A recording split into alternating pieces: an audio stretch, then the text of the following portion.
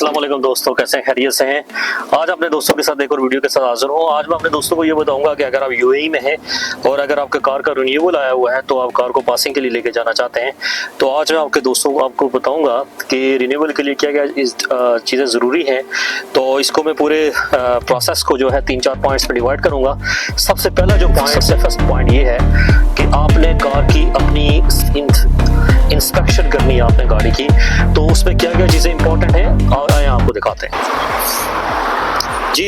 Step number जो सबसे पहला स्टेप है, अगर आपने अपनी कार की डिग्गी खोले और डिग्गी में अगर आपके पास ये जो है ट्रायंगल आपके पास अवेलेबल है तो वेल एंड गुड, इसको अपने पास रखें। और नंबर 2, आपने जो है फायर एक्सटेंशनर आपके पास होना चाहिए और इसके ऊपर जो है आप देखेंगे इसकी 1 साल से पुरानी जो है वो डेट ना हो, एक्सपायरी डेट ना हो।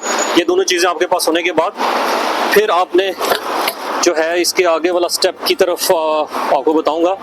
नंबर 2 आपने देखना है, नंबर 2 आपने ये देखना है कि जो गाड़ी का टायर है ना, इसमें कोई क्रैक्स ना हो। देखिए मेरी गाड़ी में कोई क्रैक्स नहीं है, देख रहा हूँ तो, और इसकी एक्सपायरी डेट जो है 3 साल से पुराना ना हो। लेकिन मैं आपको बताऊँ कि मेरा टायर 3 साल से ऑलमोस्ट ज़्यादा पुराना है, तो अलबत्ता क्रैक वगैरह नहीं है। आप देखें इस वो होता है ना कि धूप के साथ क्रैक आ जाते हैं, वो ऐसा कुछ नहीं है। तो टायर तो आप कह सकते हैं 50-50 है।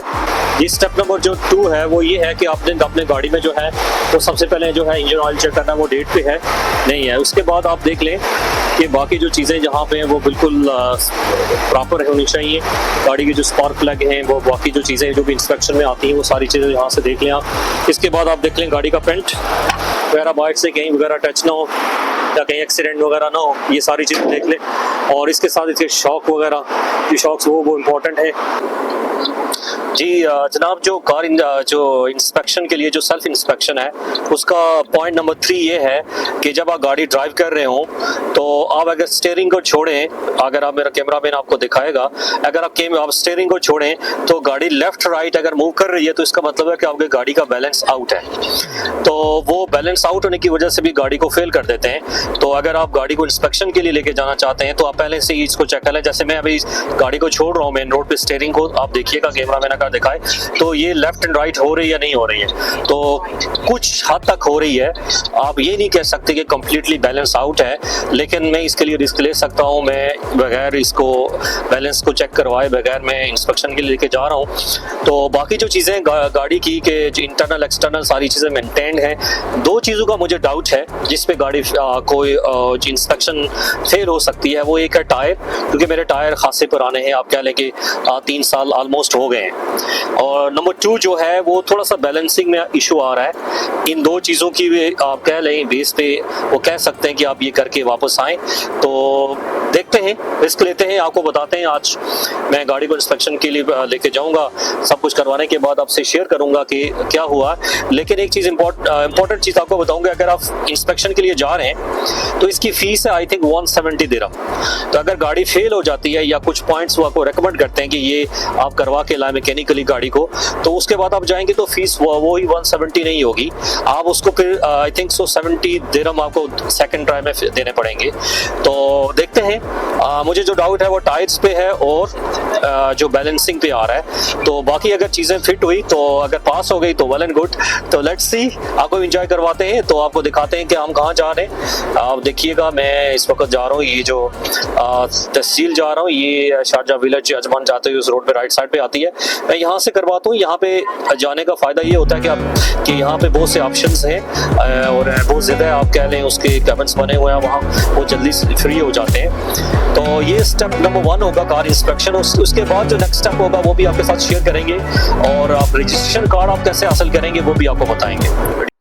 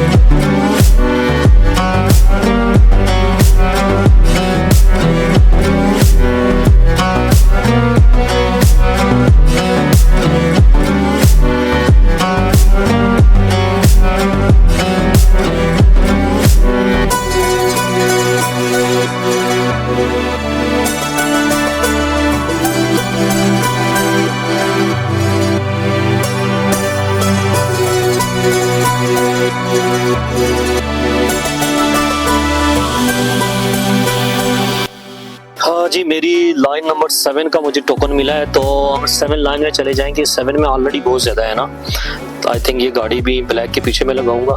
तो काफ़ी आप देखें ट्रैक बने हुए हैं, तो वहाँ पे मैं लाइन में लगा के ना चाबी मैकेनिक के हवाले करके मैं अंदर चला जाऊँगा। यहाँ पे ना राइट साइड पे अगर मेरा मैकेनिक आपको लेफ्ट साइड पे दिखाई या मेरा कैमरा मैन ना, तो यहाँ पे मैं चला जाऊँगा अंदर ना। तो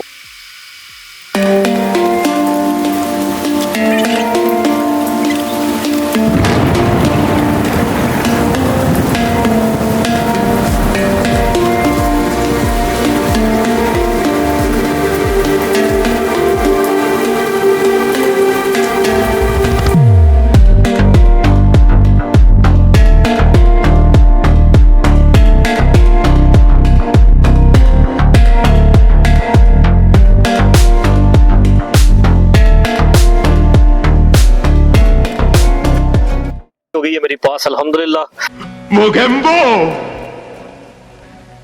खुश हुआ।